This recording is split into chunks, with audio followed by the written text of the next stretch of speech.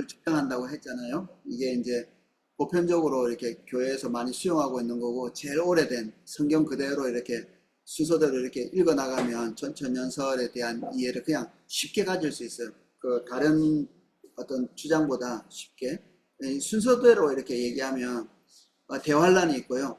교회는 마지막 대환란을 겪게 돼 있고, 다른 데는 안 겪는 데도 있거든요. 그 안 겪는다고 이렇게 얘기하는 데도 있는데, 예수님의 재림이 대환란 다음에 있고, 환란 직후에 예수님이 지상에 재림하시고, 성도들이 예수님이 부활할 때, 그 예수님이 재림하실 때, 그때 이제 죽은 성도가 부활해서 신령한 몸을 입고, 아마 순식간에 일어나겠죠. 같이 이게 뭐 순서대로는 돼 있지만 거의 동시에 이렇게 일어나는 성도의 휴거, 그냥 공중에서 주님 맞이하는 그런 일이 지상에서 그리스도의 왕국이 수립되는 게 천년왕국의 시작이고, 그리고 그 사단의 결박이 있고 무적행에 던져지고 지상의 통치가 이제 이게 천년왕국 속에서 예수님과 성도들이 세상을 직접 다스리는 일이 있고, 그 천년왕국의 구성은 신령한 성도들, 모든 성도죠. 그리고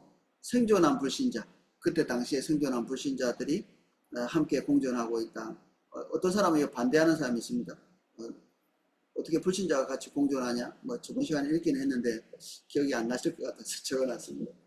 최종 반역, 천년 끝에 사단이 풀려나서 반역을 한다. 사단의 패배, 이게 마지막 완벽한 패배를 하게 되는 시간. 반역한 사단과 무리가 즉시 파멸한다. 백보자 심판, 불신자들이 부활하여 최후의 심판을 받습니다. 이 두 번째 부활이죠. 불신자들이 부활하는 것.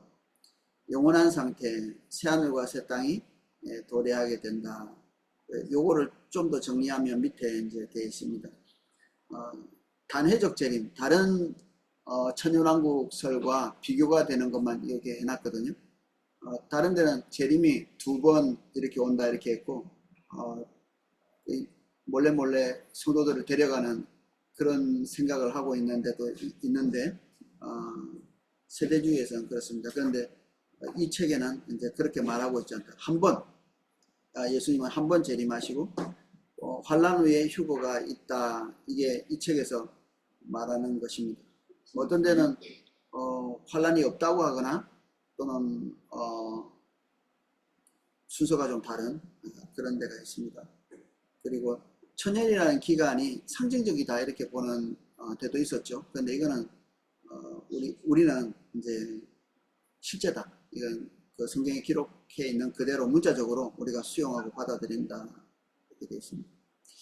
또 무천년이라고 주장하는 사람들이 있었는데, 구약의 여러 지상 회복의 예언들을 볼 때 이거는 이제 무천년이 없다, 또는 신약 시대 전체를 뭐 천년으로 본다, 이런 상징적인 것이 잘 안 맞다는 거죠. 구약에서도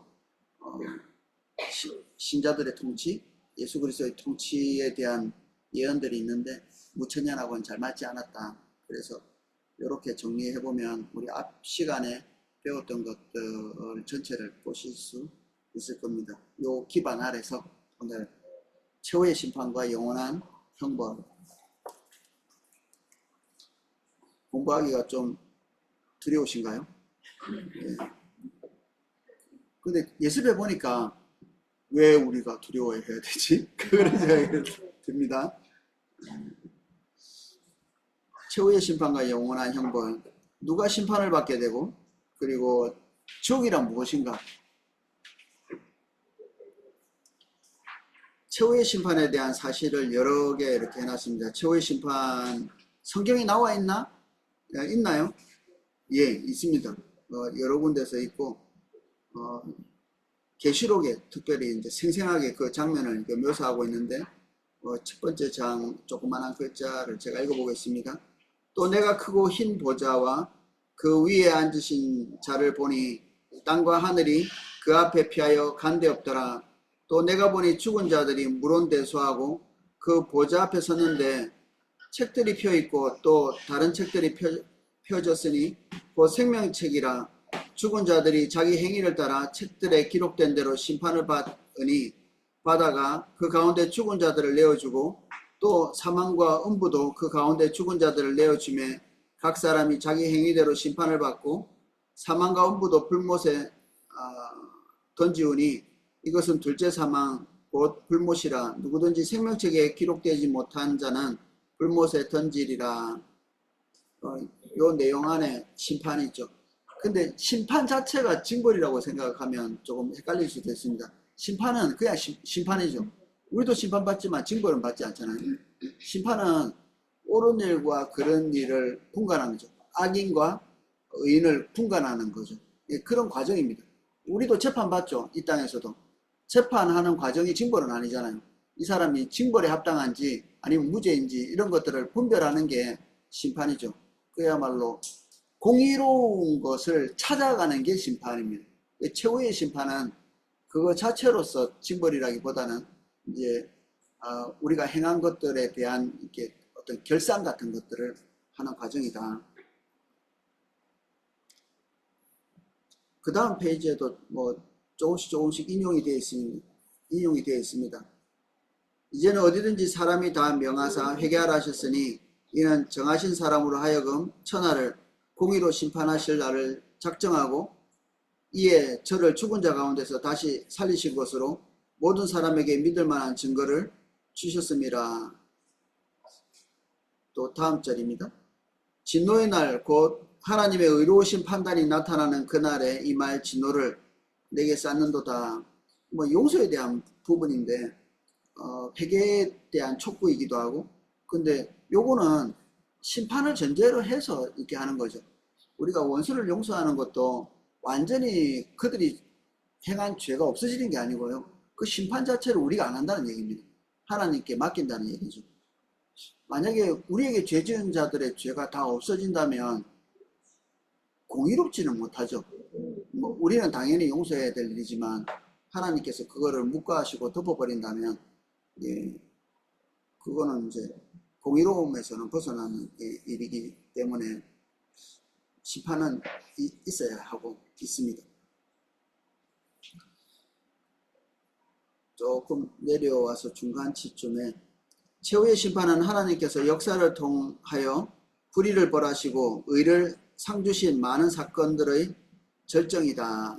수많은 심판들이 성경에 나와 있습니다. 이미 지나간 일들 중에서도 심판을 통해서 상을 받는 사람도 있죠. 아벨은 칭찬을 받고 또 하나님께서 감사하시고, 노아도 하나님의 심판을 받은 거죠. 그가 징벌을 받지는 않았지만 그가 의로운 자로 판결이 난 거는 심판이죠. 이게 의로 판결되어서 하나님께서 구원하시기로 이제 결정하시는 거고, 아브라함도 야곱도 모세도 다윗도 하나님이 그들을 판단하신 겁니다. 그래서 하나님의 사람으로 옆으로 제쳐두고 하나님의 유업을 이을 자들로 이렇게 삼으신 거죠. 반대로 이제 이스라엘의 많은 신실한 자들도 상을 받거나 유업을 받거나, 충성된 자들도 상을 받거나 유업을 받거나 하는, 그리고 위험에서 건져주시거나, 이것도 하나님의 판단이 있었기 때문에 그런 것입니다. 그래서 심판이 있었다는 얘기죠. 심판이라는 말을 판단이라는 말과 연계해서 쓸 수도 있겠죠. 하나님께서 가장 올바른 선택, 올바른 판단을 하실 수 있고 지금도 하고 계시고 그 전에도 하고 계셨다 이미. 그래서 뭐 우리가 이제 심판하면 금방 두려운 게, 그 심판에서 하나님이 악인이라고 판단하시거나 죄인이라고 판단하시거나 하나님께서 대가를 지불하게 하시려고 하는 게 두려운 거죠. 심판 때의 홍수, 이게 하나님의 심판이죠. 심판 때문에 일어난 겁니다. 바벨탑에서 하나님께서 그들이 하는 행동을 올바르지 않다고 생각했기 때문에, 판결을 내리셨기 때문에 흩어지게 만들었죠. 언어가 나누어지고 혼잡하게 만들었고, 소돔과 고모라, 야, 무섭죠. 그 결과가. 지금도 유황이 남아있다고 하는데, 유황이 떨어져가지고 순도 높은 유황이 거기에 떨어졌다고 하더라고요. 지금도 그 세상에서 가장, 보통 유황은 막 이게 불순물이 많이 섞여 있는데 거기는 굉장히 순도가 높은 게 존재한다고 하거든요. 어, 역사를 통해서 죄를 짓는 개인과 국가에 대한 하나님의 심판이 잔뜩 기록되어 있고 실행에 옮겨졌죠. 예, 구약 성경에 나오는 여러 국가들, 뭐 아시리아라든지 아니면 바벨론이라든지 이런 국가들이 하나님의 심판을 받았는데 하나님의 눈에 의롭지 않다 이렇게 판결이 내린 거죠. 내 뜻대로 행하지 않았다고 이렇게 판결을 내린 거고, 그들은 결국 어느 시점에는 심판을 받았죠. 없어져 버려. 그냥 혹독한 과정을 통해서 심판을 받는, 당연히 이제 이스라엘 백성들도 그런 과정을 거쳐서 통과된 그런 부분이 있습니다.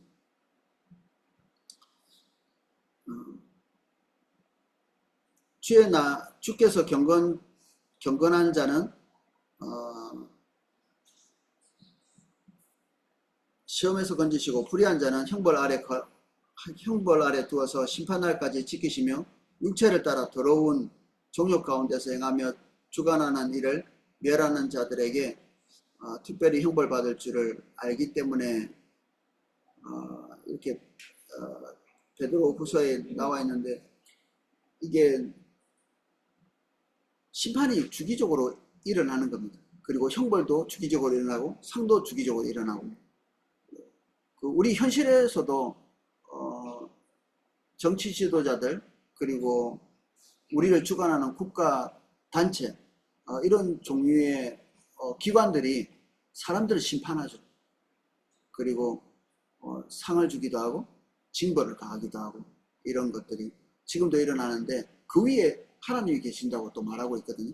그래서 하나님이 지금도 심판하시고 징벌하시고 또는 상을 주시고 이런 것들을 하고 계시는 거죠. 우리가 말하고 있는 오늘 다루려고 하는 최후의 심판은 그 중에 최종적인 이제 결론, 이제 여러 번 심판이 있을 것인가. 세대주의라는 이 기독교 진영 안에 있는 어떤 분들은 뭐 뒤에 넘겨보시면 3번에 걸쳐서 심판이 있을 거라고 주장을 합니다. 웬구로 되면 아니 한 번에 일어나는 사건, 한 번의 심판과 한 번의 징벌이 있는데 3가지로 이렇게 표현이 되어 있다 이렇게 이해를 하고 있고요. 세대주의는 요것들을 3번으로 이렇게 나누어서 심판이 3번 있나 이렇게 이야기하는 거죠.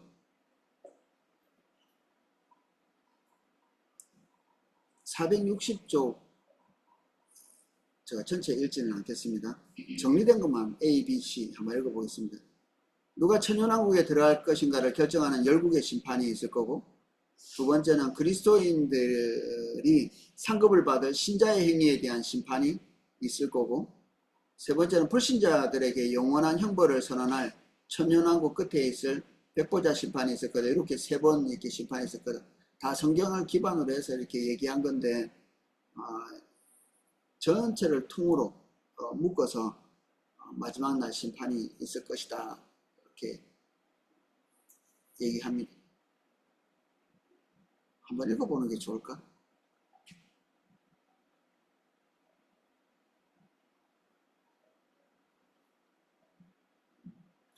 넘어가겠습니다.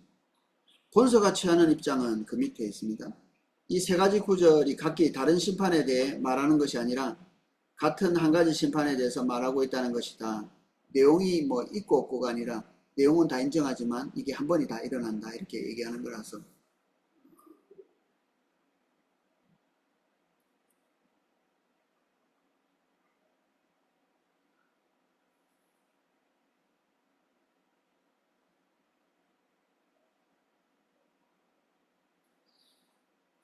(461쪽) 조그만하게 이렇게 써놓은 글자가 있습니다. 창세로부터 너희를 위하여 예비된 나라를 상속하라. 저주를 받은 자들아, 나를 떠나 마귀와 그 사자들을 위하여 예비된 영영한 불에 들어가라. 저희는 영벌에, 의인들은 영생에 들어가리라 하시니라. 마지막으로 사람들의 영원한 운명은 그들이 어느 나라에 속했는가에 근거한다고 말하는 것은 성경 전체를 통하여 하나님께서 사람들을 대하시는 방법과 상충한다. 방금 읽었던 그 위의 부분을 가지고 세대주의에서는 어떤 나라들은 이스라엘과 대립하면서 하나님의 심판을 받는 국가가 있다고 이렇게 생각하는 것 같습니다. 어느 나라가 심판받아야 될까요? 중국이라고 말하고 싶겠지만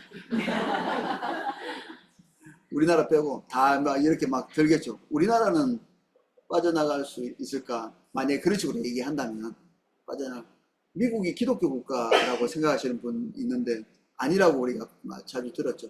근데 이거는 그러니까 어떤 국가를 얘기하는 건 아닌 겁니다. 왜냐하면 아무리 나쁜 국가라도 그 속에 하나님 백성들이 또 있거든요. 그리고 뭐 기독교 국가를 표방한다고 해도 그 안에 진짜 적그리스도 같은 사람들은 항상 그 안에 또 있으니까.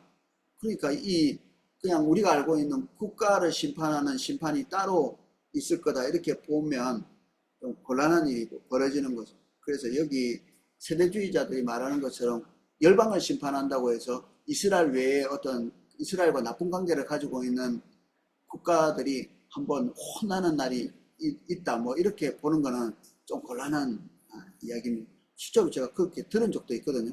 이스라엘과 관계가 좋아야 국가가 발전한다 뭐 이런 생각을 가지고 있는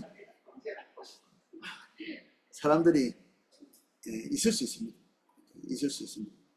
있는 것도 제가 들었고. 근데 여기에 의하면 이제 논리가 좀 희박하다.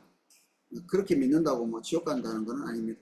뭐 그렇게 믿는 건 자유인데 올바르다고 볼 수는 없다. 그렇습니다. 최후의 심판의 때 언제 그럼 최후의 심판이 있는가? 뭐 정리하자면 이렇습니다. 최후의 심판은 천년왕국과 그 이후에 배도 이후에 임할 것이다. 천년왕국의 시간이 있고 큰 배도가 있고 난 다음에 있을 것이고 마지막 최후의 심판을 얘기하는 겁니다. 최종적 심판이 있을 것이다. 천년이 참에 사단이 그 옥에서 놓여 나와 미혹하고 무와 싸움을 붙이리니 뭐 이렇게 얘기하면서 마지막 종결의 의미를 가지고 있는 심판이 있을 겁니다. 뭐 그 전에도 당연히 뭐 심판은 있겠죠. 본질적으로는 그렇습니다. 다음 넘어가면 최후의 심판의 본질. 예수 그리스도께서 심판주가 되실 것이다. 초림 때 오신 예수 그리스도는 구원자시였죠. 근데 재림 때 오실 예수님은 심판주로 오십니다. 그 권세와 권위를 가지고. 구약 성경은 이것을 다 합쳐서 쳐다보고 있었죠. 그래서 분리가 안 돼 있었습니다. 그래서 예수 그리스도가 오실 때 심판주로 오실 것에 대한 기대가 있었습니다. 그러니까 예수님께 물었죠. 침례 요한이. 내가 볼 때는 심판주로 오실 예수님인데 왜 당신같이 하십니까? 이렇게 묻는 겁니다. 그러니까 예수님께서 초림에 대한 성경 구절을 그에게 가르쳐 주십니다. 지금 행하고 있는 것, 이걸 너 봐라. 그러니까 이걸 보고 내가 그리스도임을 믿으라는 거죠. 앞으로 장차 일어나긴 일어날 겁니다. 침례 요한이 믿었던 것처럼 심판주로 오실 예수님은 장차 후에 그거보다 더 미래에 오실 것이니까 침례 요한이 틀리게 알았던 것은 아니죠. 근데 요걸 이제 구약에 있는 성도들은 이렇게 붙여서 한꺼번에 이렇게 봤기 때문에 이제 구분하기는 좀 난해했던 것 같습니다. 산자와 죽은 자를 심판하실 예수 그리스도, 디모데후서 이렇게 얘기하고 있습니다. 예수 그리스도를 가리켜 하나님이 산자와 죽은 자의 재판장으로 정해진 자 이렇게 얘기하고 있고요. 아버지께서 인자됨으로 인하여 심판하는 권세를 주셨느니라. 요거 다 예수 그리스도께서 심판주로 오실 것에 대한 구절을 나열하고 있습니다. 그러니까 이 심판의 주체는 다른 이가 아니라 우리의 구원자신 예수 그리스도께서 오셔서 심판하시게 될 것이다. 믿는 자도 믿지 않는 자도 역사도 최종적인 심판자가 되실 것이다. 불신자들은 심판을 받을 것이다. 여기 불신자들이 심판받는다는 겁니다. 우리는 안 받느냐? 여기 뒤에 나옵니다. 받는다고. 그 뒤에 영적인 존재들은 심판 안 받냐? 뒤에 나옵니다. 예, 받을 거라고. 이제 하나씩 살펴보는 겁니다. 불신자들은 심판을 받을 것이다. 죽은 자들이 무론대소하고 이 심판을 받을 것이다. 바울은 진노의 날 곧 하나님의 의로운 판단이 나타나는 날에 하나님께서 각 사람에게 보응한 대로 보응하시되 오직 당을 지어 진리를 쫓지 않고 불의를 쫓는 자에게 노와 분노로 하시리라고 말씀하셨다. 좀 자유주의 진영에서는 하나님께서 노를 바라신다 이런 말을 되게 싫어해요. 그래서 좀 하나님이 약간 좀 미성숙하셨을 때, 구약시대 때 하나님 미성숙하셨을 때 노의 하나님이고 심판의 하나님이지, 이제 신약시대 때는 하나님이 성숙해가지고 그런 거 안 하신다 이렇게 이해하고 있는 그런, 좀 귀엽나요? 예, 이렇게 생각하는 사람들이 있습니다. 그래서 예수 그리스도의 어떤 진노의 어떤 성품 이런 것에 대해서 잘 이제 수용하기 어려운 사람들이 있습니다. 근데 분명히 성경은 그런 것과는 결을 달리하고 있다. 불신자들을 향한 심판의 정도가 있는 것 같습니다. 모든 사람들이 다 총쳐가지고 다 집어넣는 게 아니고 약간의 그 안에서도 심판의 어떤 경중이 있는 거죠. 이제 읽어보면 주인의 뜻을 알고도 예비치 아니하고 그 뜻을 행치 아니하는 종은 많이 맞을 것이요 알지 못하고 맞을 일을 행하는 종은 적게 맞으리라. 무릇 많이 받는 자에게 많이 찾을 것이요 많이 맡은 자에게는 많이 달라 할 것이다. 이게 공평한 게 아니죠. 이게 절대 기준에서 한 번에 그냥 절대 평가를 하는 게 아니라 상대적인 평가를 하시는 거죠, 하나님이. 심판날에 두로와 시돈이 너희보다 견디기 쉬우리라. 이거는 이제 믿지 않는 세계라고 볼 수 있는데, 믿지 않는 세계도 경중이 있는 거죠. 어떤 데는 어떤 데보다 훨씬 견디기 어렵다. 예수님의 입에서 나온 말입니다. 그리고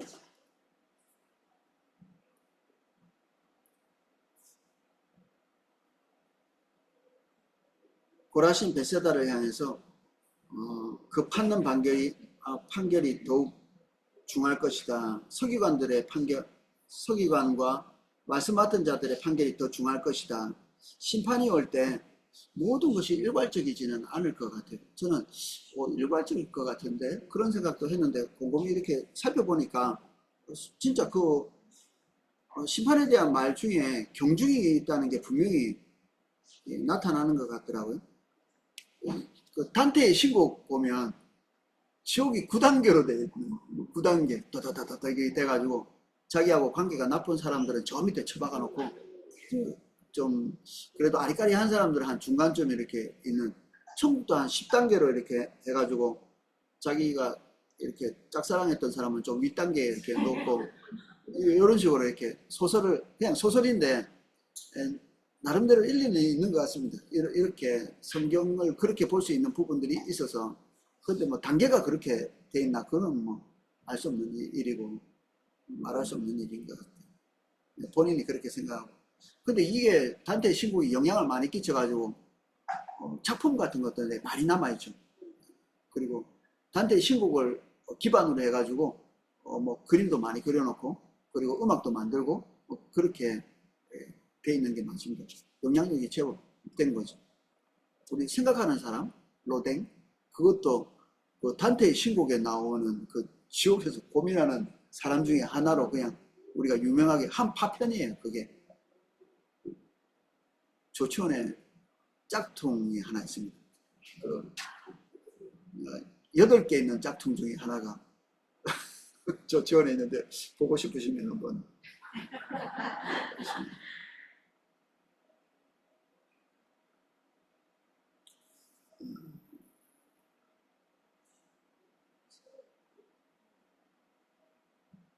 모든 잘못된 행동들을 다 기억하신다. 기억할 것이다.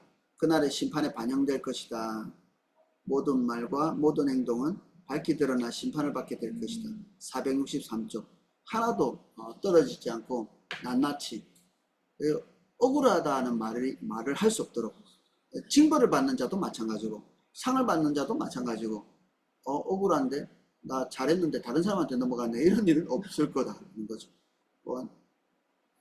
가끔 세상에서는 그런 일이 일어나죠. 근데 하나님 앞에서는 그런 일이 절대 일어나지 않을 것이다.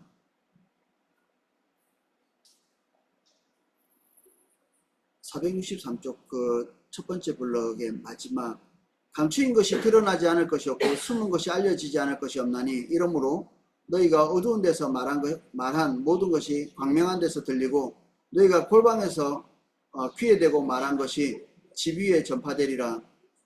이걸 듣고 위안이 되시나요? 좀 쫄리시나요?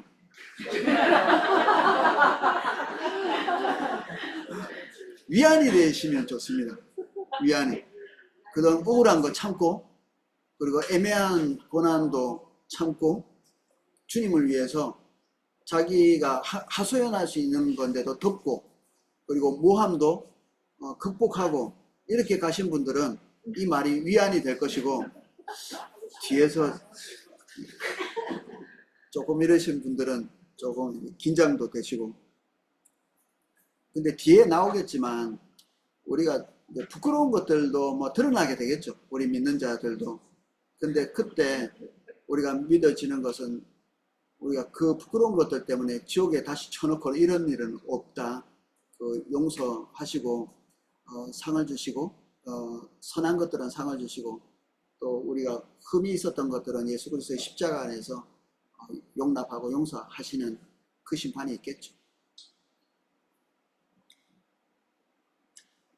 그래서 심판에 대한 이미지가 우리 믿는 자들에게는 좀 달라야 될 것 같아요. 아까 약간 들려드렸던 그 무시무시한 음악, 그 진노의 날, 이 음악이 말하는 것, 좀 가지고 있는 뉘앙스는 되게 무섭고, 그 하나님의 그 무거운 어미 아래서 다 끝나고, 이 지휘를 끝나고 나서, 이 정명훈인가 그분이 이제 이 지휘를 했는데, 한 1분 몇십 초를 해가지고 긴장해가지고 꼼짝도 못하더라고. 이게 그 하나님의 진노의 어미, 그 두려움 이런 것이 음악 속에 이렇게 담겨가지고 몸이 굳어서 이렇게 그냥 한 1분 30초를 보통 이제 음악 끝나고 나면 막 브라보 하고 막 박수 치고 난리인데 아무도 박수도 안 치고 침묵하고 전부 다 굳어 있고 그래서 한 그게 이제 싹 거칠 때쯤에, 이제 감동이 거칠 때쯤에 박수도 치고 인사도 하고 그렇게 하더라고. 거기 알토 소프라노 그리고 베이스 테너 이 네 명이 노래 부르는데 다 기쁘고 즐겁게 노래 부르는 사람은 아무도 없었습니다. 무겁고 두렵고 특히 알토는 왜 눈을 그렇게 크게 뭐 이렇게 부르는지 이 심판의 이미지 자체가 이제 그런 거죠. 뭐 그런 면이 없지는 않겠지만 우리 믿는 자에게도 그럴까? 우리는 심판 때를 학수고대야 하지 않나요? 우리 주님 안에서 참고 인내하고 그리고 억울한 것을 덮어두고 이렇게 지나가고 애매히 고난받고 이런 것들이 켜켜이 이렇게 쌓여있는 분들은 어느 날 이런 것들이 드러나기를 기다리고 순교자들은 최후의 심판날만 기다리고 있거든요. 하나님 언제 심판하실 겁니까 도대체? 이렇게 언제? 그리고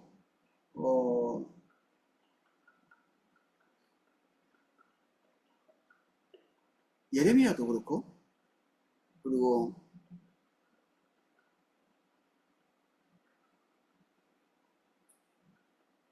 스바냐 악인들이 더 득세하고 선한 사람은 더 가난하고 힘들게 살고 악인들은 훨씬 더 하나님 무시하는 사람들이 훨씬 더 잘 사는. 근데 욥도 그런 개념을 가지고 있었어요. 놀랍게도 그 욥의 친구들은 하나님이 다 안 억울하게 다 하신다.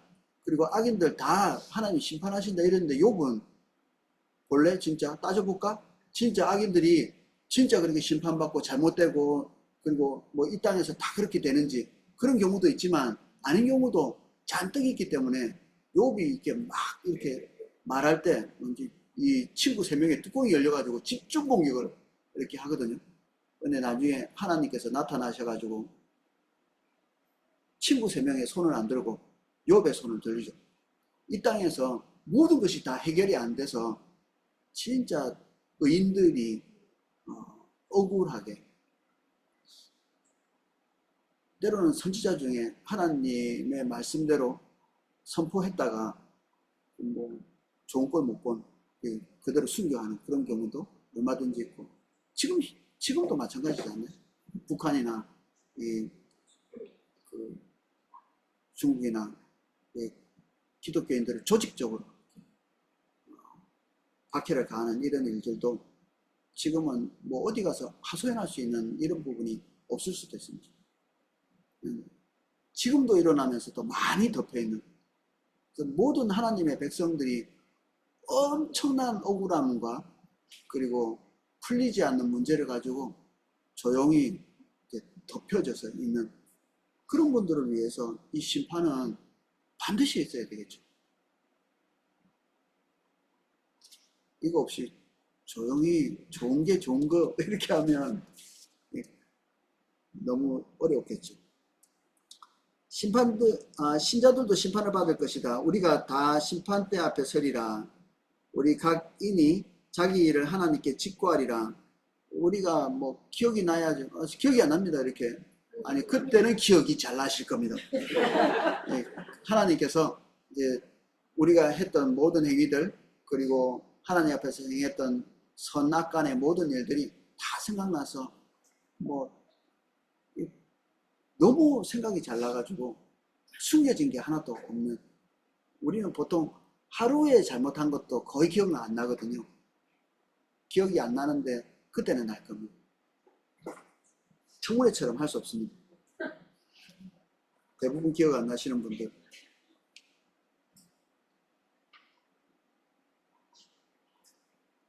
이는 우리가 다 반드시 심판대 앞에 드러나 각각 선악간에 그 몸으로 행한 것을 따라 받으려 함이라. 이 몸으로라는 말을 굳이 집어넣어놨죠. 이 몸이 결국 우리의 생각을 대변하는 최종적인 결정체거든요. 몸으로 다 하는 겁니다. 다른 사람 사랑하는 것도, 다른 사람에게 피해를 주는 것도 다 몸으로 하는 거죠.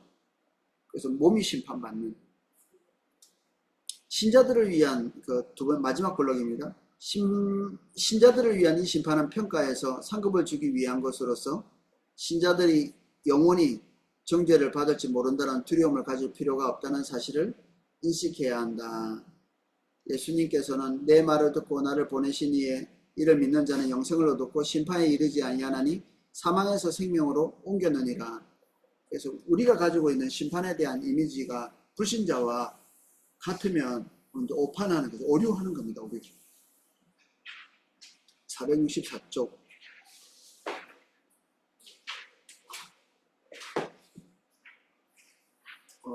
똑같은 걸 반복해서 하고 있습니다. 신자들의 행위도 불신자들의 행위가 드러나는 것처럼 신자들의 행위도 다 드러난다. 그래서 여러분들이 몰래 하고 있는 선한 행동, 잘해봤자 소용없구만 이렇게 할 필요 없습니다. 다 하나님이 알고 지금도 알고 계시고 그날에 다 이게 갚으실 거고, 뭐 우리의 나쁜 것 그리고 숨겨둔 것도 마찬가지겠죠. 심판과 함께 받을 상급이 있다고 말하고 있습니다. 우리 성경 구절만, 저 위에 있는 성경 구절, 밑에 있는 성경 구절 두 개가 있는데, 밑에 있는 성경 구절만 읽겠습니다. 만일 누구든지 금이나 은이나 보석이나 나무나 풀이나 짚으로 이 터 위에 세우면 각각 공력이 나타날 것인데 그날의 공력을 밝히리니 이는 불로 나타내고 그 불이 각 사람의 공력이 어떠한 것을 시험할 것임이라. 만일 누구든지 그 위에 세운 공력이 그대로 있으면 상을 받고 누구든지 공력이 불타며 해를 받으리니 그러나 자기는 구원을 받되 불 가운데서 얻는 것 같으리라. 어떤 사람은 뭐 열심히 했는데 주식 날리는 것처럼 다 날릴 수도 있고요. 어떤 사람은 한 것 그대로 오롯이 남는 그런 경우도 있겠죠. 우리 거는 어떨까 좀 고민되시죠? 까짓 뭐 내일 일이 중요하나 오늘이 중요하지, 그렇게 생각하시면 오늘은 금방 지나가 버리죠. 이게 한 50년 전도 순식간에 지나가지 않았나요? 5, 60년 정도. 우리 남은 것도 순식간에 지나가는데 영원히 남는 게 중요하죠. 영원히 남는 게.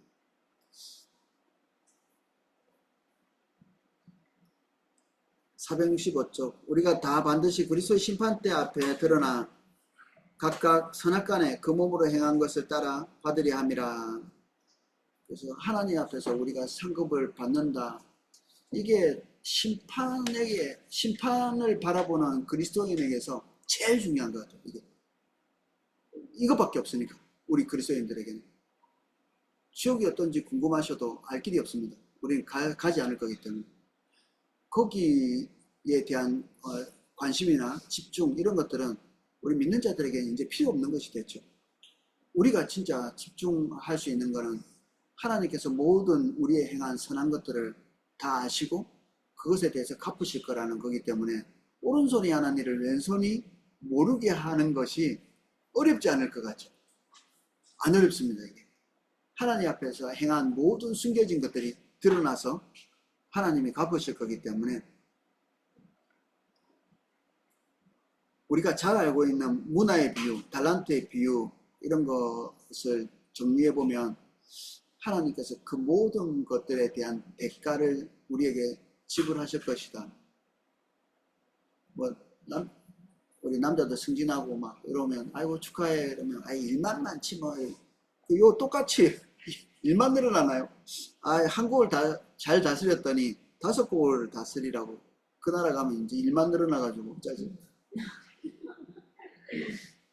하나님이 큰 능력을 주시고 그것과 함께 영광도 주시고 그런 거죠. 이게 동양적인 가치관 때문에 일에 대한 그리고 그 뭔가 책임 맡는 것에 대한 부담들이 있어요. 근데 하나님의 영광이 없어서 부담이죠. 그리고 우리의 능력이 한계치가 있기 때문에 그런 것이고 하나님의 영광이 완벽한 뒷받침이 없기 때문에 우리 책임 맡은 것이 우리가 근심거리죠. 항상 어느 정도는. 그렇지만 하나님께서 우리에게 뭔가 맡기셨다는 것은 너무 영광스러운 거죠. 앞으로 그러신다면 또 영광스러운 것이 될 거고. 그래서 10곡을 5곡을 차지하라 이렇게 했을 때 그것은 뭐 천국 가서 피곤하게 살겠네 이게 아니라 정말 영광스러운 것들이 우리에게 맡겨지게 될 것이다. 정말 기쁠 것이다.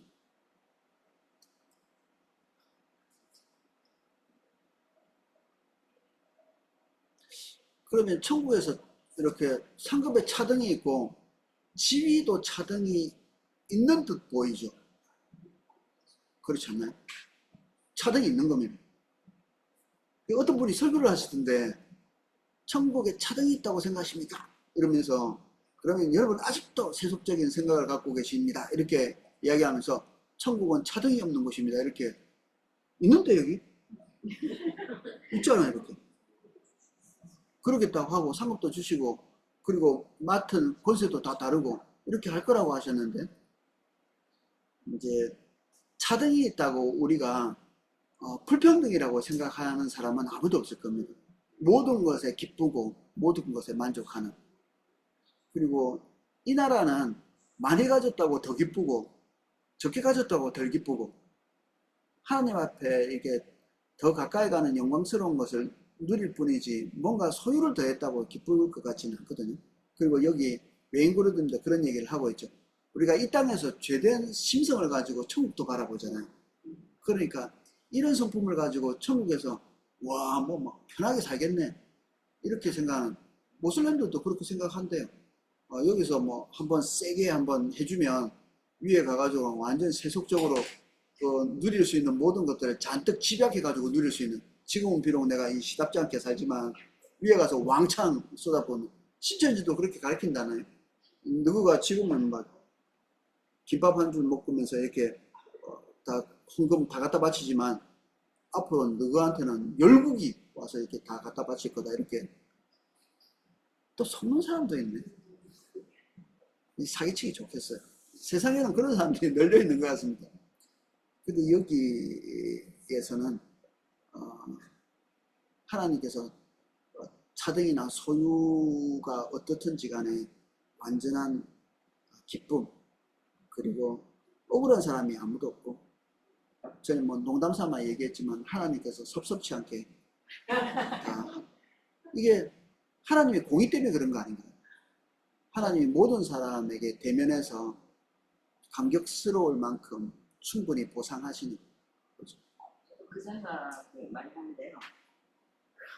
이제 거기 가면 계급이나 이제 말하자면 친구 계급보다도 친분에 대한 어떤 차이가 있나 이런 생각을 했는데 하나님의 그 공의로 주고 정의로우신 때문에 그런 것은 우리가 느끼지 못하고 기쁨과 즐거움을 주는 것은 아닐까 그렇게 생각합니다. 우리 용인 포도나무교회 성도님이 붓글씨 쓰시는 분이 있는데 그 집에 가니까 자기 작품 중에 평생 그 붓글씨를 써오셨는데 제일 애지중지하는 작품 몇 개 중에 하나가 십자가를 이렇게 하고 그분 대한민국에서 탑 끄는 분이거든요. 한글 서예로 밑에 이렇게 적어놨더라고요. 더 할 나위 없습니다. 예, 본인이 주님의 인도를 따라서 이렇게 사시면서 하나님이 자기에게 주신 모든 것에 대한 합산이죠, 이게. 그러니까 뺄 것도 없고 더할 것도 없고 하나님이 완벽히 자신의 삶을 꽉 채워주신 거를 누리는 거죠. 그분이 재벌이냐? 아니요, 딱히 이렇게 재벌 아니시고 부족한 것 뭐 없다고 이렇게 얘기하시면서도 남는 것도 별로 없는. 근데 하나님이 그 안에서 엄청난 만족감을 주시죠. 이 신기하지 않나요? 육선이 가득한데 늘 다투고 괴로운 사람이 있고요. 많은 떡 한 조각이 있는데도 말할 수 없는 기쁨 가운데 있는 그런 사람도 있는 거잖아요. 옛날에 그 예수전도단의 홍성곤 목사님이라고 예수전도단 그때 동남아 총재였는데 온 가족이 바닷가를 거닐면서 좀 뭔가 궁금하니까 이제 돈을 다 털었는데 콜라 한 병 딱 사요. 온 가족이 다 고주머니를 털었는데 콜라 한 병. 근데 이제 네 명이서 이렇게 걸어가면서 콜라를 좀 아버지부터 시작해서 한 입씩. 근데 그 한 입의 콜라를 통해서 하나님이 부어주시는 큰 만족감을 그때 저한테 이렇게 학생들한테 얘기를 했거든요. 와, 콜라, 세계에서 콜라를 제일 많이 마시는 나라가 있어요.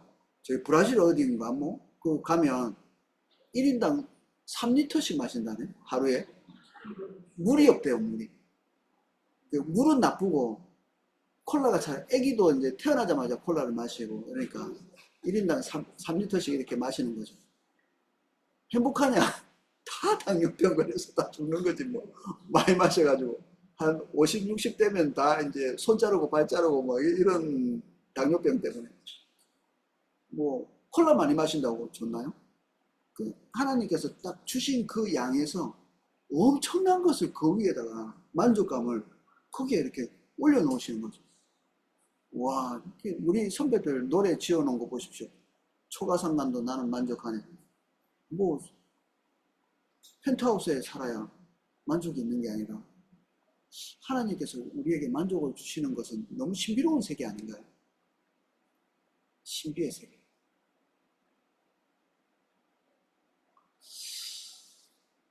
천국에서 그 신비를 누리게 될 겁니다. 천국에서.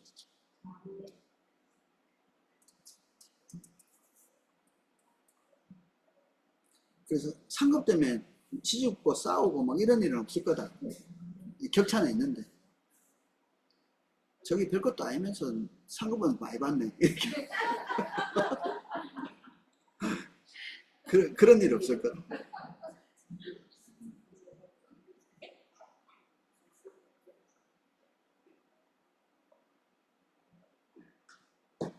그리고 우리가 이 땅에서 그래도 상급 많이 받으려고 이제 서로 눈치 게임 할 필요는 없고, 성경에는 이렇게 했죠. 서로 경쟁하고 이런 것보다는 서로 격려하라고.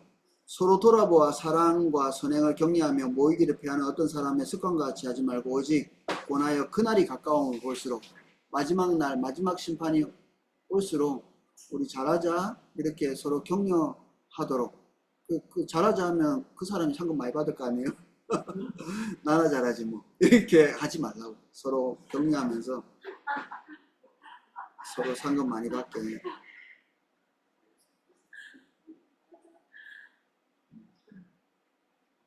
4번. 천사들도 심판받을 것이다. 사단이 뭐 천사 출신이죠. 출신은 괜찮은데 이 출신이 중요한 게 아닙니다. 사도 출신에 곤란한 사람도 있잖아요. 그러니까 출신은 괜찮았는데 끝이 안 좋아. 우리는 불신자 출신인데 여기 있잖아요. 범죄한 천사들에 대한 심판 때까지 하나님 맡아두었다, 구덩이에 두셨다, 뭐 이런 얘기를 하고 있고, 그날 심판까지 타락한 천사들에 대한 가두어 두심에 대한 유다의 증언이 있습니다. 의로운 천사들이 심판을 평가를 받을 건가? 의로운 거. 이제 악한 천사는 뭐 우리가 다 공유할 수 있는 부분이죠. 그 외의 천사들도 우리의 마지막 심판날에 조금 이렇게 평가 대상이 될까요? 된다. 안 된다. 손 안 드신 분들이 지혜로운 분이죠. 결론은 모른다. 뭐 안 적어놨는데 어떻게 알아? 성경에 우리 알 바 아니다. 네 알 바 아니다. 그래서 여기 결론은 천사들에 대한 심판이 있기는 한데 악한 천사들, 악한 부류들 이 심판받는 거는 확실히 기록되어 있는데 선한 어떤 영적인 존재들에 대한 심판에 대한 기록은 없으니까 몰라 이렇게 합니다. 5번 우리도 심판에 참여할 것이다. 이건 좀 놀랄 일이죠.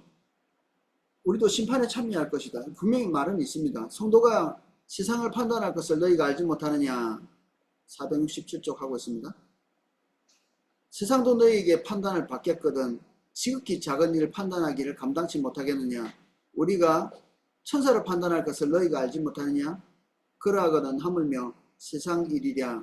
고린도전서에 나오는 이야기인데 성도들끼리 서로 막 이렇게 이권을 가지고 세상에 가가지고 재판받고 이렇게 하니까 야 그까짓 거 안에서 좀 판단하고 그 정도 지혜가 없어? 뭐 이 얘기를 하면서 이 얘기를 하는 겁니다. 이게 이제 없는 거를 가져다가 말하진 않았겠죠. 분명히 있는 사실을 오늘날 가져와 가지고 경고를 이렇게 하고 있는 건데 그러면 우리가 심판의 대상으로서 있는 게 아니라 심판의 주체로서 어떤 자리에 있게 되는 겁니다. 저거 틀린 것 같은데? 어떤 사람들은 그거는 그냥 예수 그리스도가 심판할 때 우리 옆에 그냥 서 있는 거지 배심원처럼. 근데 그렇게 수동적인 태도는 아닌 것 같아요. 심판한다라고 이렇게 분명히 얘기하고 있고 그리고 우리가 이 땅에서도 심판대 앞에 심판하는 주체로 설 때가 있죠. 어떤 것이 옳고 어떤 것이 틀렸다 이런 것들을 구분할 수 있는 힘도 주시고 때로는 전도하는 게 여기는 이렇게 기록되어 있지 않습니다. 그런데 전도하는 행위 자체가 심판을 판가름 짓는 것이 되기도 합니다. 어떤 사람이 우리의 전도를 듣고 그것을 받아들이지 않으면 그 사람 심판이 되는 겁니다. 종말의 날에 우리가 설득하고 이렇게 애달파하는 이런 것보다 본인의 운명을 애달파해야 되는 상황이죠. 그래서 사도 바울 같은 경우는 복음을 받아들이지 않으니까 옷을 털고 신발을 털고 진짜 예수님이 말한 그대로 하고 어떤 마을에서 떠나가는 이런 일들도 보입니다. 성경에는 심판한 거죠. 끝날에 그들이 하나님 앞에서 심판받게 될 것. 그리고 우리는 하나님의 지각을 계속해서 하나님으로부터 수여받죠. 그래서 옳은 것과 그런 것을 분간할 수 있는 시각을 하나님께서 주십니다. 하나님께서 세상에 대해서 우리가 통치할 때 일일이 묻고 일일이 이렇게 그냥 수행하고 이렇게 한 게 아니라 아담이 세상을 통치해 나갈 때 하나님께서 보시고 이렇게 그냥 지켜보시고 그 이름 짓고 이렇게 할 때도 능동적으로 한 것을 보이죠. 하나님 얘 뭐라고 이름 지을까요? 이렇게 물은 게 아니라 아담이 이렇게 통찰력을 가지고 딱 보고 하나님이 이 동물을 어떻게 지었는지, 어떤 특성을 가지고 이게 지었는지에 대해서 이 통찰을 하고 이름을 딱 거기다 붙인 거거든요. 그러니까 하나님께서 그거를 동의하신 겁니다. 잘했어. 이렇게 동의를 하는 거죠.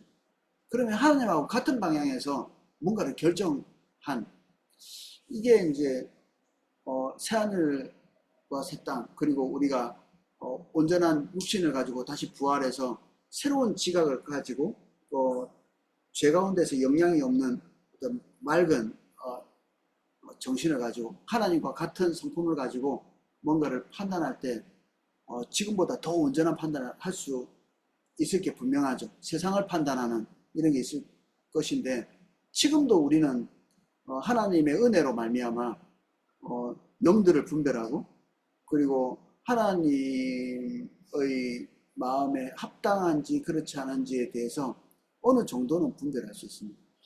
어느 정도. 올바르게 판단하지 못하는 시점이 있었을지라도 주님과 교제하는 과정에서 그 어떤 부분을 새롭게 올바르게 본다든지 판단한다든지 이렇게 할 수 있죠. 우리는 아무것도 모르는 사람은 아닙니다. 맨날 물어보면 아무것도 모른다는 사람이죠. 저는 아무것도 모릅니다. 그럴 리가 없는데. 그럴 리가 없습니다. 우리가 어떻게 아무것도 모를 수가 있습니까? 주님이 계속 우리에게 통찰력을 주시고 안목을 주시고 하는데 모를 리가 없죠. 모르는 게 있겠죠. 어떤 부분에 대해서는. 그런데 하나님께서 우리에게 주신 은사별로 어떤 특정한 부분에 있어서는 다른 사람보다 훨씬 더 탁월한 안목이 있을 수 있습니다. 모든 걸 다 알지는 않겠죠.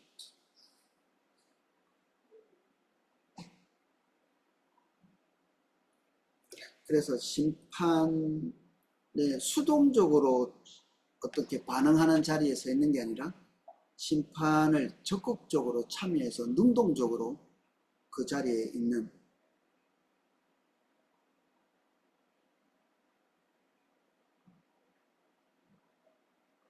이 땅에서도 심판해야 될 자리에서는 능동적으로 적극적으로 심판에 참여할 것에 대해서 말하는 거죠. 방금 읽은 부분은 너희들이 형제끼리 이렇게 뭔가 시시비비가 있을 때 하나님의 관점을 가지고 형제 그건 좀 잘못한 것 같아, 이 형제의 말이 맞지 않냐, 이런 판가름을 할 수 있는 거죠. 교만한 할 수 있는 겁니다. 뭐가 옳은지 뭐가 틀린지 판가름할 수 있는 거죠. 지혜를 가지고. 당연히 이제 성령님께서 우리에게 가르쳐 주시는 지각이 있어야 되겠죠. 그래서 할 수 있으면 우리 교회 안에서 일어난 문제나 이런 것들은 교회 안에서 해결할 수 있을 만큼 세상에 믿지 않는 법까지 가지 않아도 될 만큼 충분히 하나님이 지혜를 주신다고 믿나요? 사도 바울은 그 얘기하고 있거든요. 믿어야죠. 그래서 정 해결이 안 되면 어떻게 해요? 해결이 안 되면 그때는 가도 되나요? 속을 뻔했죠. 손해보라고요. 손해. 그때까지 해결이 안 되면 손해보는 거예요. 나중에 최후의 심판 때 하나님이 갚으실 겁니다. 형제를 위해서 예수 그리스도를 생각하기 때문에 우리가 입은 억울함들은 하나님이 갚으실 겁니다.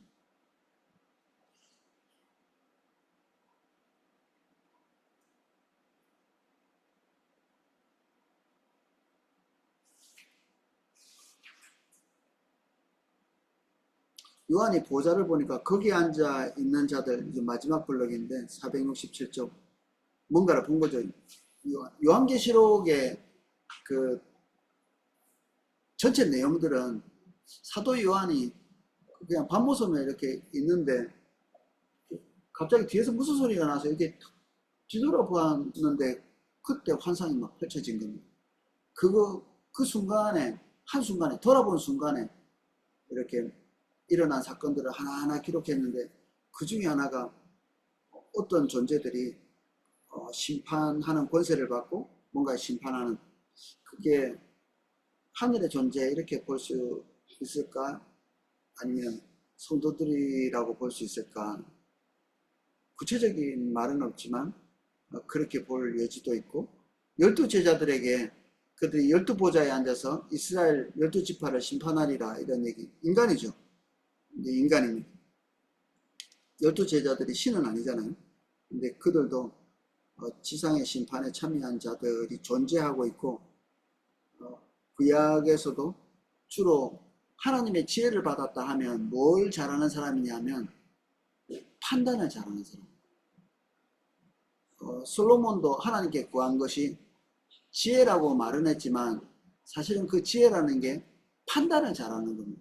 백성들이 와가지고 시시비비를 가릴 때 그 시시비비를 올바로 잘 가릴 수 있도록 하는 것, 골치 아픈 문제들 잘 판단 내릴 수 있도록 하는 게 지혜였죠. 다윗도 마찬가지고, 국가 지도자들, 지혜로운 왕들 판결을 내리죠. 근데 그 판결도 결국 우리가 심판의 자리에 이렇게 앉아서 판결을 이렇게 내리는 건데, 그 자리에서 올바른 판결을 내리도록 요구를 받죠. 계속 하나님께. 재판장들에게 수천 년 전부터 요구하는 요구사항이 있습니다. 뭘까요? 재판장들이 반드시 지켜야 될 것. 응?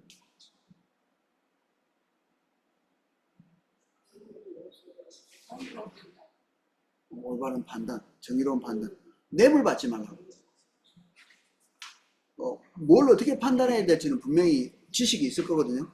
아무나 재판장이 되지는 않을 거 아니에요. 근데 딱 한 가지 요구사항, 그 지혜는 하나님이 부어주실 거고 판단할 수 있는 힘이 있는데, 뇌물을 받는 순간에 하나님 주신 지혜가 흔들리기 시작합니다. 이게 뇌가 이상해요. 얘가 다 들어있는데, 이 안에 다 있거든요. 있는데 이상하게 돈을 받는 순간에 오죽하면 그랬겠냐 이렇게.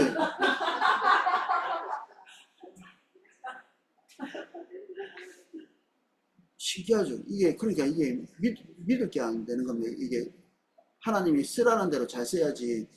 뇌물 안 받고 판단하면 얘가 제 기능을 하는데, 뇌물 받으면 얘가 제 기능을 하지 못한다.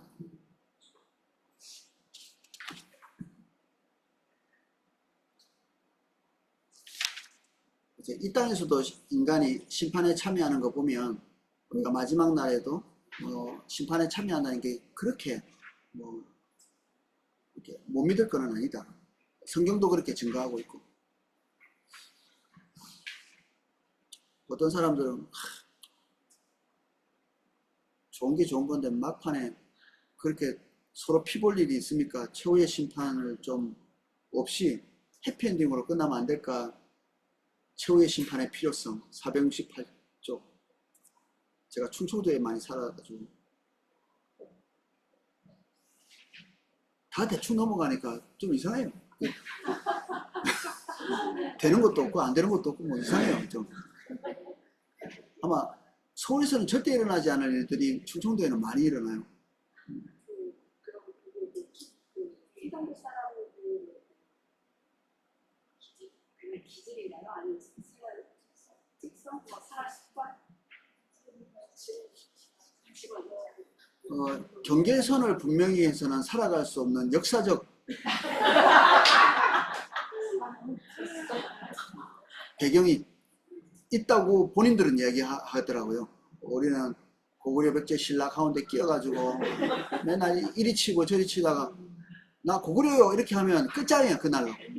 나 신라요 하면 안 돼. 그리고 백제야. 그래서 글쎄 이렇게. 그래서 이게 모든 게 경계선이 좀 흐려요. 이렇게. 우리 옆집 땅 우리가 세 집, 제가 말씀만 한번 읽어보겠습니다.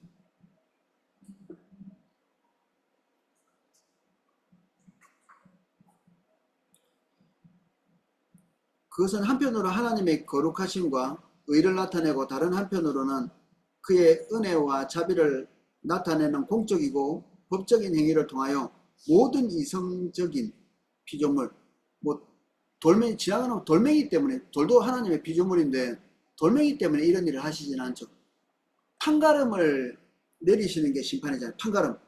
이거 옳았어, 이건 틀렸어 라고 판가름 내리는 거는 최소한 그거를 보고 이게 잘못됐었는데 왜 하나님이 아무것도 안 해주시지 생각할 수 있는 존재. 그 존재가 누구누구죠? 인간은 이 판단력이 있죠. 천사들 판단력이 있습니다. 그리고 하늘의 생물들, 어쨌든 이성을 가지고 판단할 수 있는 존재들에게 하나님의 영광을 드러내는 거죠. 아, 옳으십니다. 옳으십니다. 이 심판이 필요한 겁니다. 옳고 그름을 분간하는, 판별하는 게 필요한 거죠. 아마 하나님의 심판이 없다면 정말 영원히 억울한 마음을 가지고 살아가시는 의로운 분들도 있을 겁니다. 2번, 최후의 심판에서 하나님의 공의. 말씀 한 절만 딱 읽겠습니다. 두 번째 줄. 외모로 보시지 않고 각 사람의 행위대로 판단하시는 분, 하나님은 절대 오판할 일이 없다. 하나님의 특성 중에 하나가 뇌물을 받지 않으십니다. 헌금 많이 내는 사람에게 조금 두둔하고 이런 거 없으십니다. 이게 하나님이 자기 특성을 얘기하면서 이런 말을 했다는 게 좀 놀랍지 않나요? 그리고 외모로 판단하시지 않는다. 외모로 판단하지 않는다는 것은 지위가 높다고 봐주지도 않고 지위가 낮다고 봐주지도 않습니다. 공의롭게 판단합니다. 재물이 많다고 하나님이 넘어가시지도 않지만 가난하다고 넘어가지도 않습니다. 기가 막힙니다. 신명기를 읽어보시면 이게 정통하게 알 수 있습니다. 가난한 자의 책임, 부자의 책임, 각자의 책임으로 말미암아 하나님 앞에 심판받거든요. 유능한 사람은 유능한 대로 심판받고요. 무능한 사람은 무능한 대로 그 안에서 심판받고. 이러한 이유 때문에 하나님이 외모로 취하시지 않기 때문에 마지막 날에 아무도 하나님께서 불공평하게 행하셨다, 불평하지 못하도록 모든 이 입을 막고 온 세상으로 하나님의 심판 아래 있게 하실 것이다. 당신의 판단이 옳습니다. 악인이든 아니면 선인이든 다 당신의 재판이 옳습니다 라고 이렇게 이야기한다는 겁니다. F 469쪽 최후의 심판의 도덕적 적용. 최후의 심판이 있기 때문에 우리가 유익한가, 이거 꼭 알아야 되나? 모르고 뭐 살면 지금 일어날지 안 일어날지도 모르는데. 1번, 최후의 심판에 관한 교리는 세상에서의 공의에 대한 우리의 내적 욕구를 충족시킨다. 억울한 것, 힘든 것, 이런 것들이 최후의 심판이 있다는 걸 알고 잘 견뎌주죠. 우리가 앞으로도 억울한 일이 많을 거고 지금까지도 억울한 일이 많은데 하나님께서 다 보고 계시고 판결을 내리신다. 그래서 쉽죠. 하나도 그냥 덮어놓고 지나가지는 않을 거다. 두 번째, 최후의 심판에 관한 교리는 우리로 하여금 다른 사람을 조건 없이 용서할 수 있게 해주신다. 용서할 수 있는 것은 그 죄가 없어진다는 말이 아닙니다. 우리가 안 한다는 거지. 하나님께 넘기는 거죠. 그분이 올바로 판단하실 거기 때문에 하나님이 자비로우시기 때문에 하나님 손에 맡기고 싶지 않은 사람도 있었습니다. 요나 같은 사람들. 용서하시니까 화를 내죠. 그렇지 않았다. 그렇지 않았다. 화를 막 하나님 깨닫게 하시죠. 하나님 깨닫게 하십니다. 근데 가끔 이럴 때도 있습니다. 저 개인적인 이렇게 큰 심판을 받아야 될 일이었나 싶습니다. 어떤 그 시시비비를 이렇게 가리고 저는 이제 후퇴한 일에 대해서 하나님이 그렇게 한 복음 전하다 방해하는 어떤 사람들에 대한 하나님의 징벌 같은 거. 자기는 그거 대수롭지 않다고 생각했을 수도 있죠. 그 사도 바울이 복음을 전하는데 옆에서 막 자기 이득과 반대되니까 막 복음을 해방하고 이렇게 하거든요. 근데 하나님께서 엄중히 징벌하시죠. 아나니아 삽비라는 어때요? 그렇게까지 싶은데 엄중히 심판하시는 폼페이 이런 거, 소돔과 고모라 안에서 어떤 일이 있었는지 우리 잘 모르지만 그 정도까지 해야 될까? 우리가 만약에 심판한다면 그 정도까지 할까요? 그러니까 하나님이 무작정 관대하시지도 않고요, 무작정 혹독하지도 않으시죠. 하나님은 어떻게 심판하십니까? 공의롭게. 우리는 길기도 하고 짧기도 하고.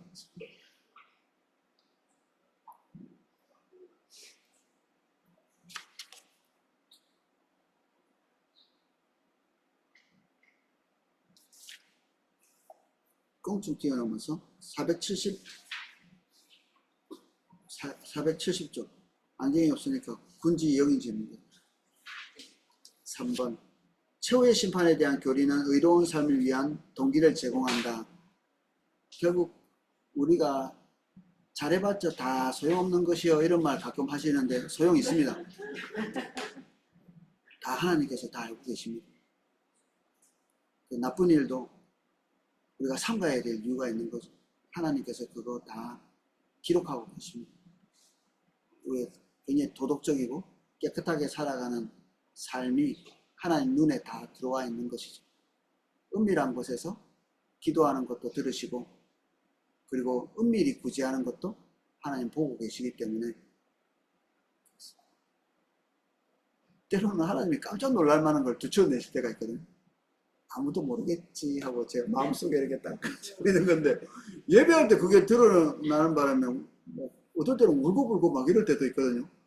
저 사람이 왜 저러나 이러고 또 내 입으로 말해요. 또 다 이렇게 그때 은밀하게 이렇게 했던 얘기인데, 그 어떤 마음의 자세 같은 건 누가 알아요? 내 마음에 품었던 건데. 근데 하나님이 그걸 들추어내시면서 그럴 때가 있죠.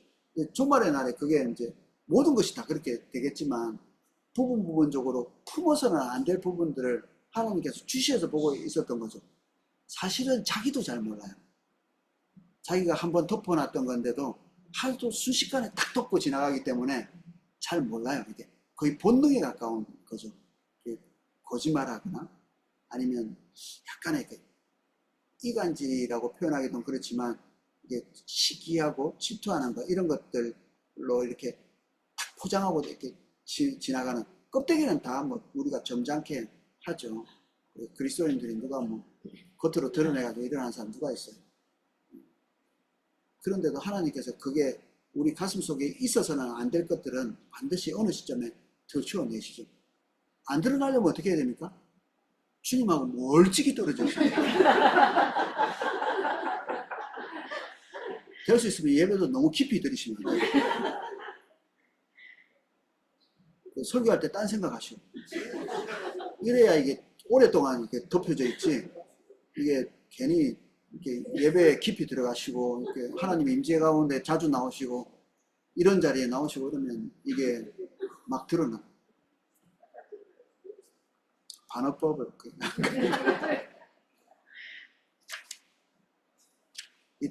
이걸 해결하고 나야 주님하고 기쁨이 안 죽습니다. 즐거움이 안 죽습니다. 우리가 주님과 동행하면서 주님과 동행하는 기쁨이 없으면 어떻게 살아요?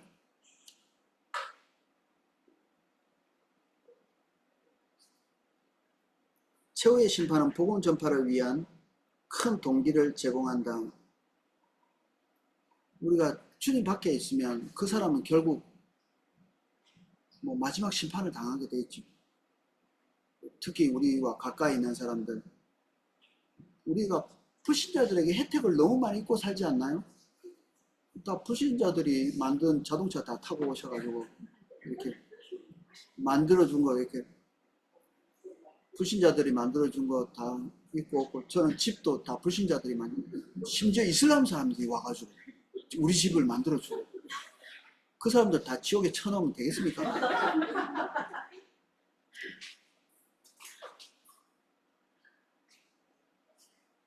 무신론자들이 우리를 위해서 행한 일들, 꼭 우리가 혜택을 받았다기보다는 우리도 사실은 그 입장에 있었던 사람들인데, 하나님의 은혜로 이렇게 은혜 속에 있어서 심판을 면하게 됐는데, 복음 전파해야 되죠. 하나님의 마음이 또 그렇습니다.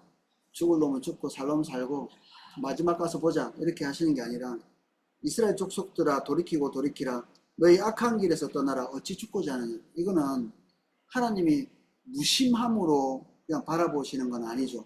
안타까워 하시는 거죠. 그 로마서에 의하면 무심한 것이, 무정한 것이 범죄입니다. 무정한 것이. 부처님처럼 모든 것에 해탈해 가셔가지고 선도 악도 이렇게 미소 지으면서 바라만 보시는 범죄입니다. 사악한 것. 착한 건 줄 아셨죠? 부처님 가르침대로 사시면 안 됩니다. 속세의 연을 끊고 사시면 안 됩니다. 애착을 가지고 차라리 내가 지옥에 빠졌으면 좋겠다 싶은 연민을 가지고, 사도 바울이 그렇죠. 사도 바울, 그럼 뭐 이게 주님 아는 사람이 그렇게 연연해가지고 자기 민족에 그렇게, 예레미야는 늘 울잖아요. 자기 민족 때문에. 이게 올바른 거죠. 이게 올바른 거. 하나님이 그러시거든요. 그분의 눈물, 예언자들의 눈물은 하나님의 눈물이고, 모세의 안타까움은 하나님의 안타까움이고, 사무엘이 밤새도록 사울 때문에 울거든요. 죽으려면 죽어야지 뭐, 우리가 이렇게 생각할 수도 있는데, 사무엘의 마음속에는 죽어야 될 놈이 아닌 겁니다. 사실 사울이 어느 정도는 사무엘을 위협했다고도 볼 수 있거든요. 본인이 칼을 가지고 있으니까 위협적인 존재. 그러니까 사무엘 옷을 잡잖아요. 힘으로 잡았겠지. 그러니까 찢어졌겠지. 남을 옷이 찢어질 만큼 이렇게 잡는다는 거는 어느 정도 폭력이 있는 거죠. 뭐 때리지는 않았겠지만 사무엘이 못 가도록. 진짜 존중하면 가시는데 어떻게 그렇게 잡아요. 그 잡아놓고 한다는 말이 나를 위해서, 그래서 백성들 앞에 가가지고 퍼포먼스를 좀 해달라는. 지옥은 지옥. 이 뜨거운 감자, 지옥. 지옥이 뭐냐? 악한 자들이 이 의식 상태에서 영원한 형벌을 받는 것이다. 형벌은 맞는데 의식 상태는 뭐가 중요하죠? 의식이 없으면 징벌이 아니지. 징벌. 옛날에 그 형벌 중에 육시라는 게 있거든. 육시. 그 뭐 왕들이 뭐 삼족을 멸한다 해가지고 벌써 이미 죽었어. 그 무덤 파가지고 막 칼로 찌르고 막 이렇게. 그건 뭐야? 나는 그래도 괜찮을 것 같은데. 내 죽고 난 다음에 뭐 칼로 찌르든지 말든지. 그래도 안 되나요? 죽고 나면 나하고 무슨 상관이 있어요? 의식이 없는데. 근데 지옥은 의식이 없는 상태에서 징벌을 받는 것이 아니라 의식이 또렷하게 명료한. 그래서 아사가 무섭다잖아요. 아사가 굶어 죽는 게. 다른 것들은 고통의 그 어떤 수위를 넘어가고 나면 고통을 느낄 수가 없는 한계치가 있대요. 그 수위가 넘어가면 어떤 죽음도 그냥 거기서 끝나요. 동물들도 그렇고. 이게 뭐 사자에게 먹힌다 그러면 뭐 고통이 엄청나게 무한대로 올라가는 게 아니라 어느 정도 올라간 다음에 자포자기하고 나면 그냥 끝이에요. 안 나와. 더 이상 안 나와. 그러니까 팔 떨어지고 뭐 이래도 고통을 잘 못 느끼잖아요. 전쟁터 같은 데서 보면 죽어가면 어느 정도 수위가 넘어가면 고통을 못 느낍니다. 하나님이 고통은 왜 몸에다가 주셨죠? 방어 시스템으로. 이게 고통이 있다는 거는 이걸 몸을 좀 돌봐야 된다는 얘기인데, 뭐 극단적인 상황에서 우리가 마지막 우리 생명이 끝날 쯤 되면 그 고통이 필요 없죠. 이제 마지막인데 그냥 그 고통이 없는 거죠. 근데 이 땅에서는 너무 감사한 게 죽음이 있다는 것도 너무 감사한 거 아닌가요? 우리가 가지고 있는 고통, 질병, 그리고 괴로움들, 이 모든 무거운 것들이 끝날 날이 있다는 게 죽음의 의미 중에 하나인데, 이 땅에서는 그 죽음이 모든 부정하고 안 좋은 면에도 불구하고 한 가지 선은 있는 거죠. 고통의 끝이라는 거. 근데 두 번째 죽음은 그게 없습니다.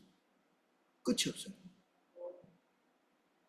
그러니까 아사처럼 죽어가면서 자기가 죽어가고 있다는 사실을 또렷하게 아는, 흐릿하지 않아요. 그래서 구더기도 죽지 않는 곳이라니까. 구더기도 제일 약한 생명체라고 할 수 있는 그것도 죽지 않는.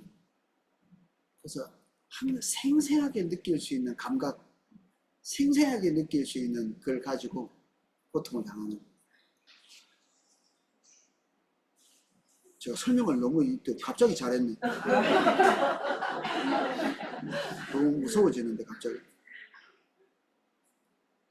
부자가 죽어서 이런 곳에 들어갔는데 그 손가락 끝에다가 물 한 방울 찍어서 자기 혀에다 이게 위로가 될 만큼 큰 거죠, 사이즈가.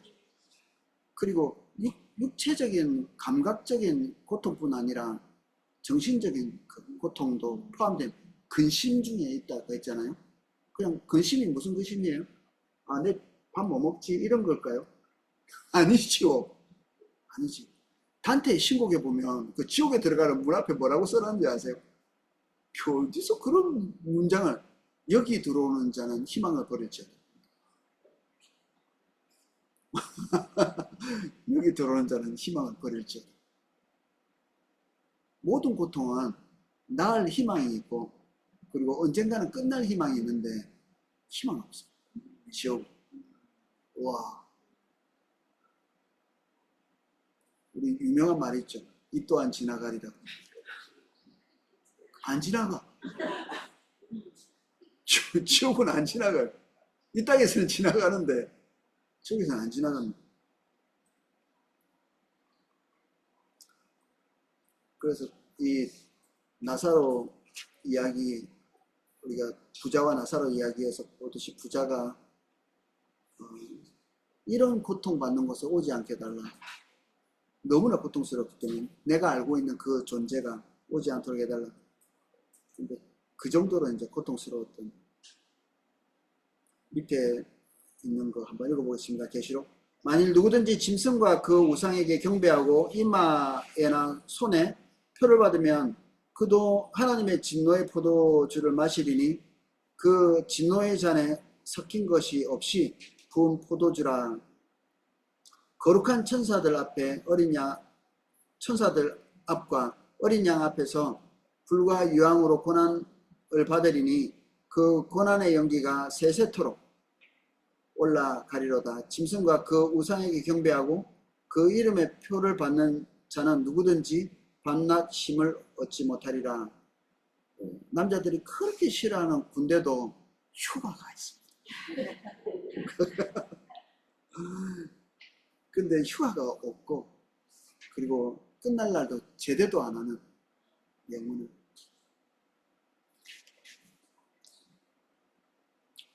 정말 나쁘다. 근데 이 지옥에 대한 이런 구절들, 형벌이 있는 것에 대해서 하늘의 무리들이 할렐루야 이렇게 합니다. 할렐루야. 공의롭다는 뜻이죠.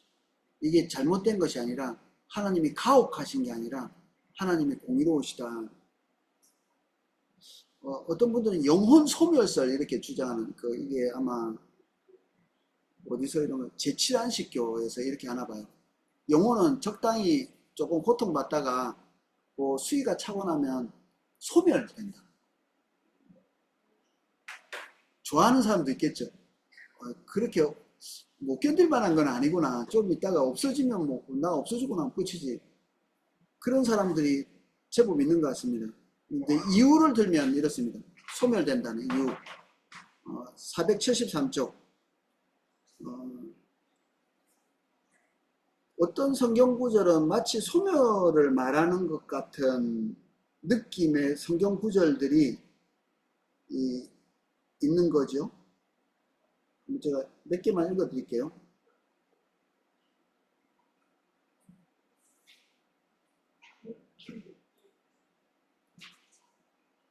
그냥 안 찾으셔도 되고 제가 읽어만 드리겠습니다. 그들의 마침은 멸망이요 그들의 신은 배요 그 영광은 그들의 부끄러움에 있고 땅의 일을 생각하는 자라.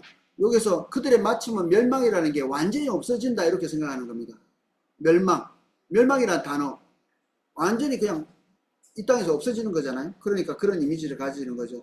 그들이 평안하다 평안하다 할 그때에 임신한 여자들에게 해산의 고통이 이런 같이 멸망이 갑자기 그들에게 이르리니 그런 멸망에 대한 이미지를 이제 그렇게 그리는 겁니다.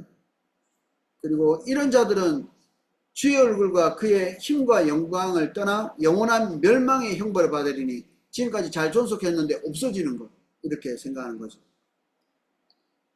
이제 하늘과 땅은 그 동일한 말씀으로 불사르기 위하여 보호하신 바 되어 경건하지 아니하는 사람들의 심판과 멸망의 날까지 보존하여 어느 날 그것들 다 없어질 거다 이렇게 성경에 기록되어 있는 이미지를 가지고 이렇게 보면 멸망, 심판 이런 것들도 이런 소멸을 동반하는 거 아닐까 이렇게 생각하는 겁니다.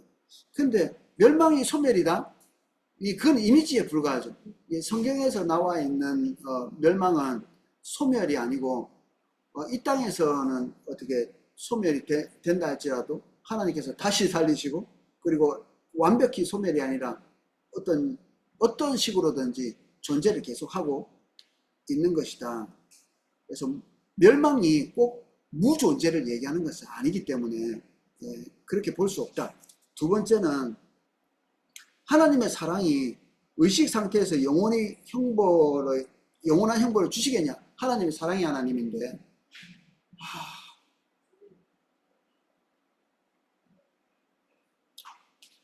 생각해 주시면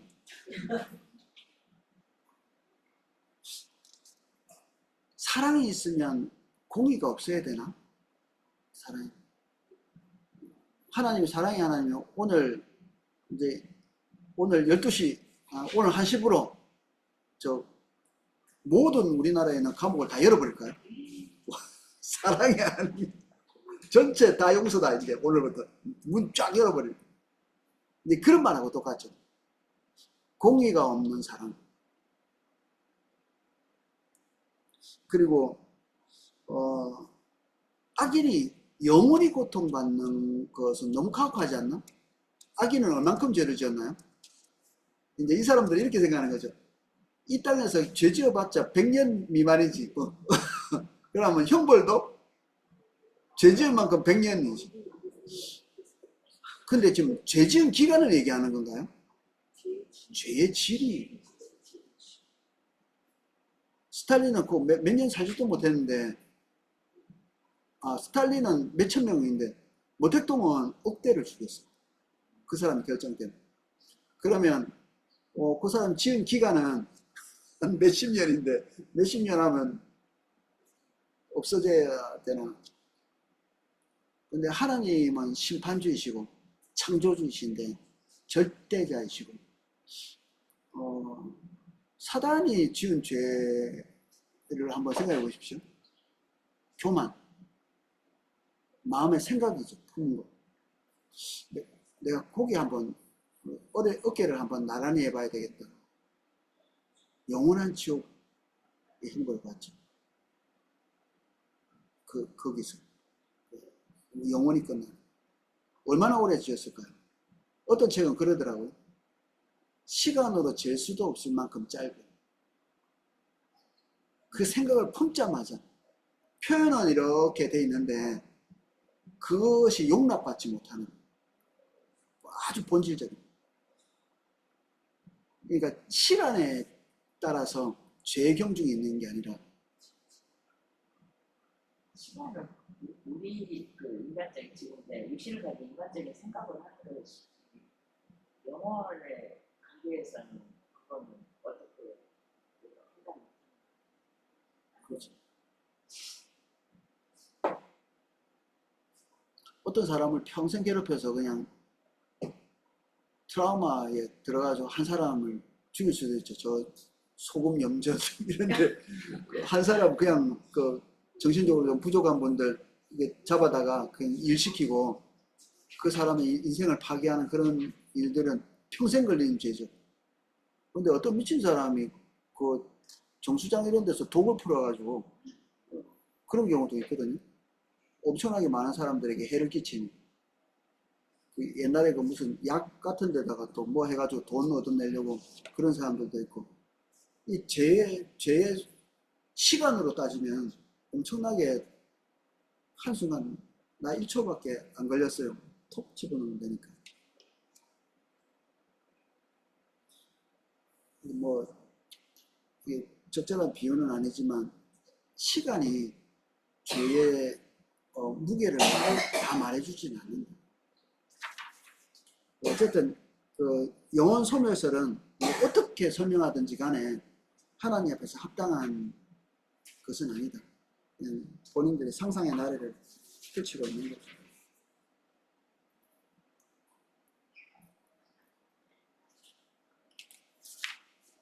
쭉.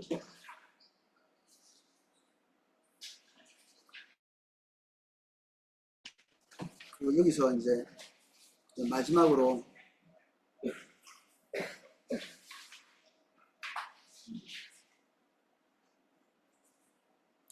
그리고 여기서 잠깐 언급하고 있는 것 중에 그겁니다. 이렇게 형벌 중에 돌이킬 수 있는가? 지옥에서 회심은 어떻게 일어나는지 우리 배웠죠. 회심은 어떻게 해야 일어나나요? 형벌을 세게 받으면 일어나나요? 형벌이 회심을 일으키는 게 아닙니다.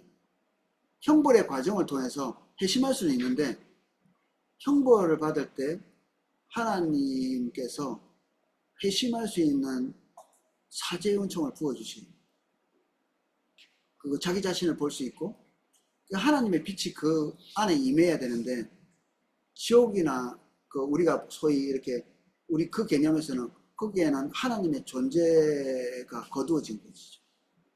하나님의 빛이 거두어진 거죠. 그러니까 가능성이 없는 거죠. 영원히. 회심은 하나님의 은혜로 가능한 것인데 은혜가 거친 곳에서는 회심이 일어나지 않죠. 그래서 지옥을 형상화한 이 성경 구절을 보면 이를 부득부득 할지는 모르지만 회심은 안 하죠. 계속적인 증오심, 그 원망, 예, 이것만 남아있는. 그래서 극악한 고통이지만 회심은 일어나지 않고 그리고 그 안에서 선한 것이 조금도 존재하지 않는. 그리고 마지막에서 이 저자가 부탁하고 있는 내용은 그겁니다.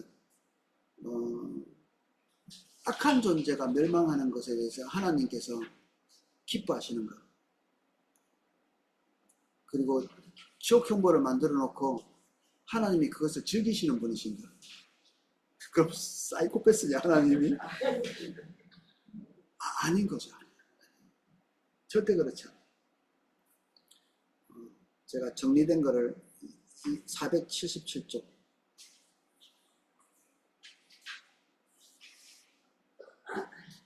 마지막 밑에서 하나, 둘, 셋, 넷, 다섯, 여섯, 일곱 번 마지막 블럭을 한번 읽어보겠습니다. 현세에서는 사단과 마귀들에게 임한 영원한 형벌을 생각할 때에만 악에 대한 하나님의 심판을 인하여 기뻐하며 축하해야 한다.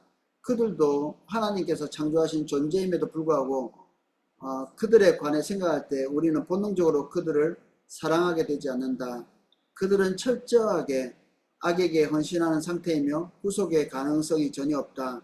따라서 우리는 인류의 구원을 고대하는 만큼 그들의 구원을 고대할 수 없다. 우리는 영원한 형벌이 참되고 의로운 것을 믿어야 하지만 동시에 교회를 극렬히 핍박하는 자라도 그리스도 안에서 믿음을 가져 영원한 형벌을 면할 수 있기를 고대해야 한다.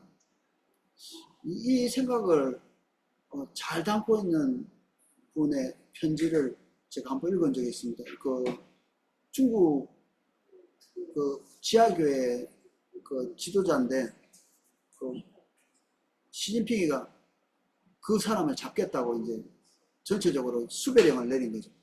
뭐 보나마나 시간 지나면 잡겠죠. 뭐 마음 먹었으니까.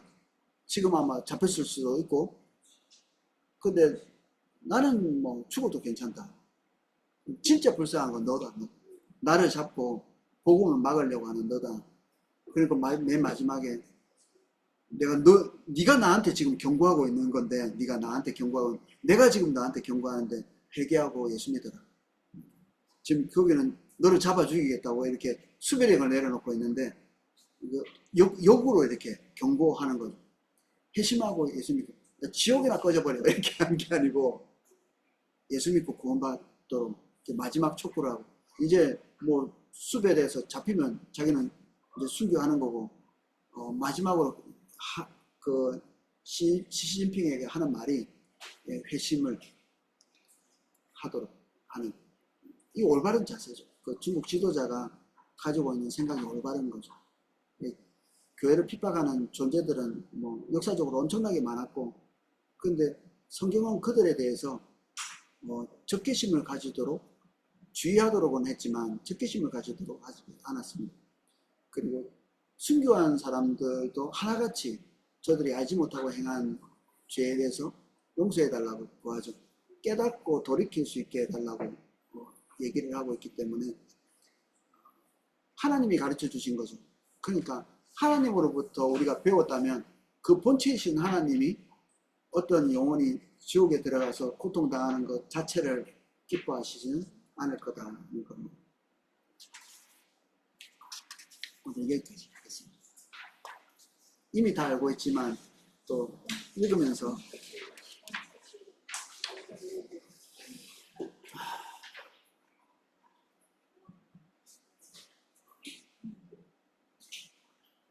하나님은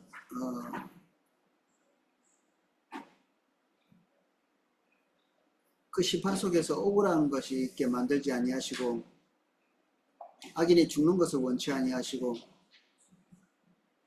깨닫고 돌이켜 구원에 이르는 것을 원하십니다. 우리가 가지고 있는 종말에 대한 우리의 이미지가 두렵고 공포스러운 것이 아니라 하나님의 공의와 우리의 모든 억울한 것과 우리가 은밀하게 행한 모든 선에 대한 보상을 받는 모든 것이 다 밝혀지는 그 희열의 날이 될 것을 다시 그릴 수 있도록 도와주십시오. 모든 종류의 부정적인 이미지들이 주의 말씀 안에서 교정받을 수 있도록 도와주시고 동시에 복음의 끝까지 저항하는 자들이 회심할 수 있는 기회들을 우리를 통해서 상실하지 않도록 우리가 우리 주변을 살피게 하시고 그들이 이 땅에 남아있는 한 우리가 주님의 인도를 따라서 그들에게 기회를 제공하는 자들이 될 수 있도록 축복해 주십시오. 악인이 죽는 것을 원치 아니하시오니 우리도 그러한 자세로 우리의 민족과 악인과 때때로 교회를 박해하는 자들을 향해서 원한을 품지 않도록 도와주십시오. 예수님 이름으로 기도합니다. 네.